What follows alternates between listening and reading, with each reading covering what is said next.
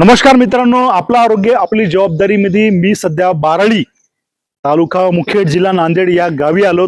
मित्रांनो, आपण म्हणतो की देव हे देवळात असतो, पण माणसात देखील देव असतो. याचं जिवंत उदाहरण म्हणजे आदरणीय संध्याताई आहेत. हे बाराळीमध्ये मागच्या अनेक वर्षापासून कुठली फीस न घेता, कुठलाही एक रुपया न घेता निशुल्क, लक्षात घ्या, निशुल्क लोकांचं आरोग्य चांगलं राहण्यासाठी, त्यांची तब्येत चांगली राहण्यासाठी इथं आलेल्या प्रत्येकांचं आरोग्य सुधारण्याचं काम करतात.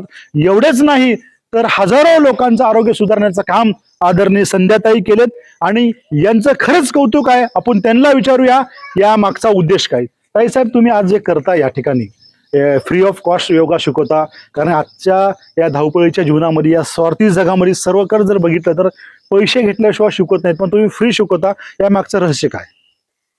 माझं नाव सुरुवातीला तरी संध्या सन्मुख मटदेऊर असं नाव आहे आणि माझं शिक्षण पतंजली युनिव्हर्सिटी हरिद्वार येथे झालेलं आहे. आणि तिथून शिक्षण होऊन आल्यानंतर आमच्या दोघांचा एकच संकल्प होता की योग केल्यामुळे नुसतं शारीरिक नाही तर मानसिक आणि बौद्धिक आणि शारीरिक ही आपला विकास होतो.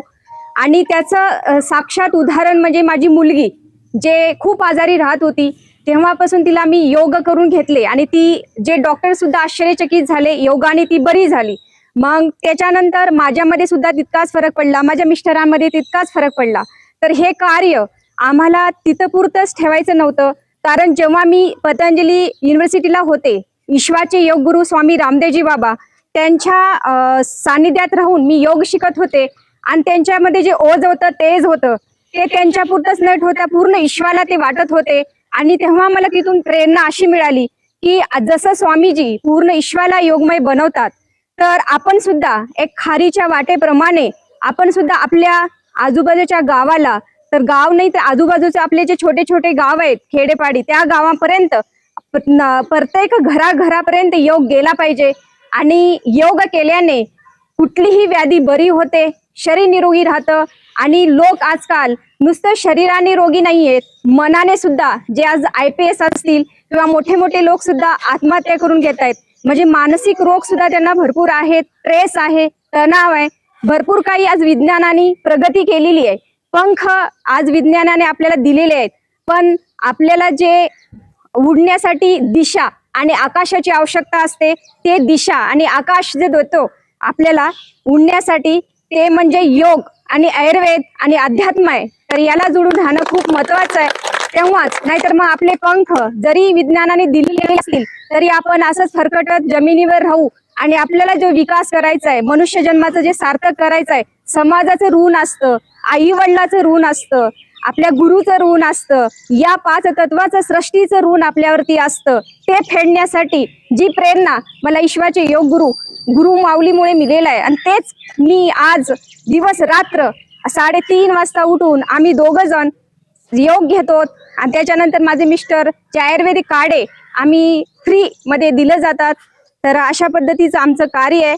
आणि ह्या कार्याला होता होईल तेवढं आपल्या गावातल्या परिसरातले आपले जे प्रतिष्ठित आहेत त्यांनी सुद्धा याच्यामध्ये सहकार्य करावं.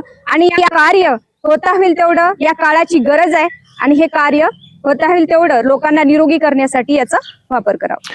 बघू शकता की आदरणीय ताई साहेबाचं कार्य किती मोठं आहे आणि खरंच असं गावागावात होणं अत्यंत गरजेचं आहे. आणि मी वारंवार सांगतो की या जगात देव हे मोठं काम करत आहेत. खरंच सांगतो, यांच्यासाठी टाळ्या झालं पाहिजे, जास्तीत जास्त लोकांपर्यंत शेअर देखील केलं पाहिजे. आणि बाराळीतला प्रत्येक माणूस या ठिकाणी येऊन स्वतःचं आरोग्य स्ट्रॉंग केलं पाहिजे. आणि खरंच ताईसाठी आणि सर्वांसाठी देखील मनापासून खूप खूप शुभेच्छा देतो. आणि विशेषतः त्यांचे ताईचे मुख्यमंत्री म्हणजे त्यांचे मालक या ठिकाणी हे दोघं मिळून घेतात, या दोघांसाठी देखील खूप खूप शुभेच्छा. आणि ताई साहेब, तुम्ही जे करताय हे येणाऱ्या काळात याच्याशिवाय पर्याय नाही. आज लोकांकडे सर्व आहे, घर आहे, गाडी आहे, बंगला आहे, पण आरोग्य नाही. आरोग्य द्यायचं आपण काम करताय, त्याच्यामुळे येणारा काळ हे आरोग्यमय राहील. आणि सध्या तुम्हाला त्रास होईल, कमी लोक येतील, कधी जास्त येतील, खचायचं नाही, चांगलं काम करत राहायचं. आणि इथं आलेले जे ताई आई आहेत, तुम्हाला बी माझी नम्र विनंती की आपले गावातल्या सर्व लोकांना जाऊन भेटून योग करायला तुम्ही सुरुवात करा. जय हिंद, जय भारत.